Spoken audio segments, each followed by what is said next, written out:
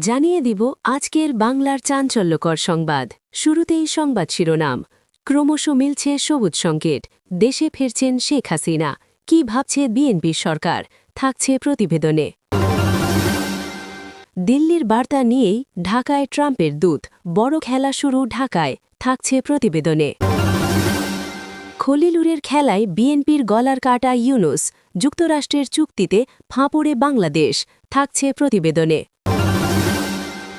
আর্থিক দুর্নীতির জালে ক্রমশ ফেঁসে যাচ্ছেন আসিফ মাহমুদ, এর পরের পালাকার, থাকছে প্রতিবেদনে। এনসিপির বিপ্লবী নেতা আসিফের দুর্নীতিতে সরকারি শিলমোহর, থাকছে প্রতিবেদনে। এতক্ষণ শুনতেছিলেন সংবাদ শিরোনাম, এখন বিস্তারিত। ক্রমশ মিলছে সবুজ সংকেত, দেশে ফিরছেন শেখ হাসিনা। কি ভাবছে বিএনপির সরকার? বাংলাদেশে নির্বাচন হয়ে গিয়েছে, তদারকি সরকার বিদায় নিয়েছে। নির্বাচনে নিরঙ্কুশ ক্ষমতা পেয়েছে বিএনপি, তারা সরকার গঠন করেছে। প্রধানমন্ত্রী পদে আসীন হয়েছেন তারেক রহমান। বাংলাদেশে পালাবদল ঘটেছে। এই অবস্থায় হাসিনার ফেরা নিয়ে ফের জল্পনা শুরু হয়েছে। তদারকি সরকারের সময় বিষয়টা ছিল প্রত্যর্পণ, আর বিএনপি সরকারের আমলে সেটা বদলে হয়েছে প্রত্যর্পণ। নতুন করে হাসিনাকে নিয়ে আলোচনার কারণ দিল্লির একটি বার্তা এবং বাংলাদেশের একটি বার্তা। সম্প্রতি সামাজিক যোগাযোগ মাধ্যমে হাসিনার একটি অডিও ভাইরাল হয়েছে। নিউজ বর্তমান সেই ভিডিও সত্যত্ব যাচাই করেনি। ভাইরাল হওয়া ভিডিওতে হাসিনাকে বলতে শোনা গিয়েছে তিনি দেশে ফিরছেন। বাংলাদেশে নতুন সরকার ক্ষমতায় আসার পর হাসিনাকে নিয়ে তারা কি ভাবছে তা নিয়েও আলোচনা চলছে। হাসিনা দেশে ফিরবেন কি জাতীয় রাজনীতিতে যোগদানের জন্য, নাকি কারাগারে যাওয়ার জন্য? এই দুটি প্রশ্ন ঘুরে ফিরে আসছে। তদারকি সরকারের আমলে আন্তর্জাতিক অপরাধ ট্রাইব্যুনালে হাসিনার বিরুদ্ধে মানবতা বিরোধী কাজে লিপ্ত থাকার অভিযোগে মামলা দায়ের হয়। আদালত ক্ষমতাচ্যুত প্রধানমন্ত্রীকে মৃত্যুদণ্ড দিয়েছে। তদারকি সরকার সেই দণ্ডাদেশ কার্যকর করার ব্যাপারে বদ্ধপরিকর ছিল। সে কারণে পূর্বতন সরকারের তরফে দিল্লির কাছে হাসিনার প্রত্যর্পণের দাবি পেশ করা হয়। একবার নয়, বেশ কয়েকবার।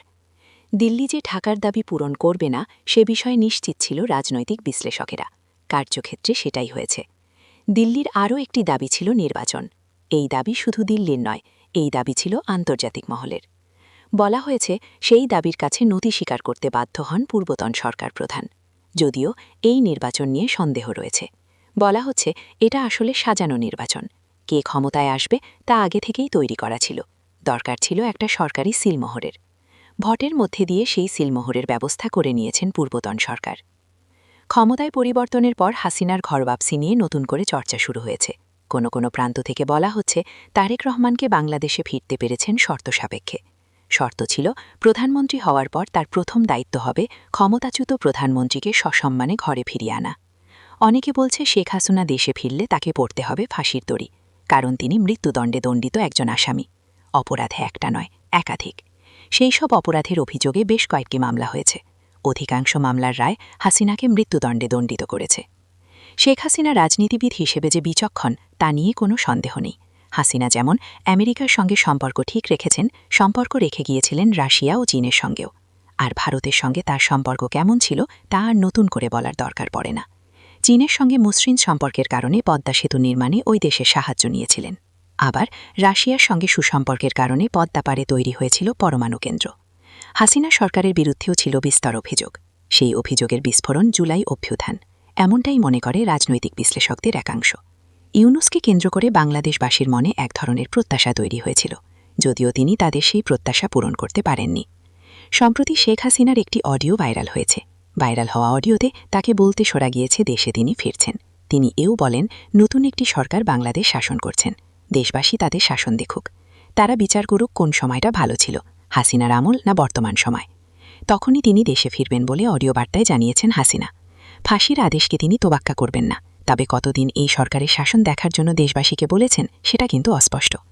হাসিনার এই বক্তব্য থেকে ধরে নেওয়া যেতে পারে দেশে তার দ্রুত ফেরার ব্যাপারে নানা প্রান্ত থেকে যা দাবি করা হচ্ছে সেটা আসলে অপপ্রচার। হাসিনা তার নিরাপত্তা নিশ্চিত না করে দেশে ফিরবেন না।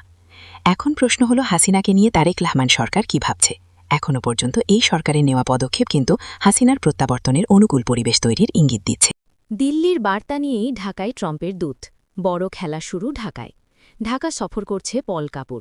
তিনি দিল্লি হয়ে ঢাকায় পৌঁছান। ঢাকা পৌঁছে তিনি পররাষ্ট্রমন্ত্রী খলিলুর রহমানের সঙ্গে বৈঠক করেন।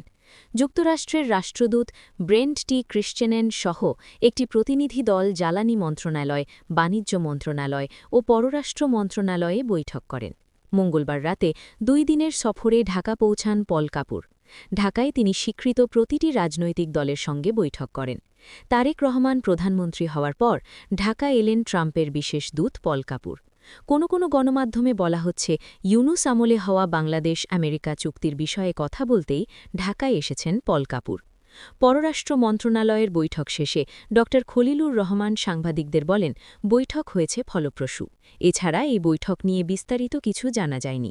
তবে পররাষ্ট্রমন্ত্রী প্রধানমন্ত্রীর সঙ্গে বৈঠক যে ভালো হবে তা নিয়ে বিস্ময়ের কিছু নেই, কারণ পল কাপুর যা চান সেই সব বিষয়ে আগেই পল কাপুরের সঙ্গে খলিলুর রহমানের আগেই কথা হয়ে গিয়েছে। খলিলুর রহমান তদারকি সরকারের আমলে জাতীয় নিরাপত্তা উপদেষ্টা ছিলেন। ওই পদে থাকাকালীন তিনি বেশ কয়েকবার আমেরিকা সফর করেন।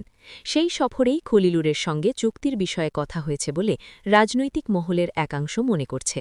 জাতীয় নিরাপত্তা উপদেষ্টা থাকাকালীন বাংলাদেশের সঙ্গে আমেরিকা বাণিজ্য চুক্তি করে।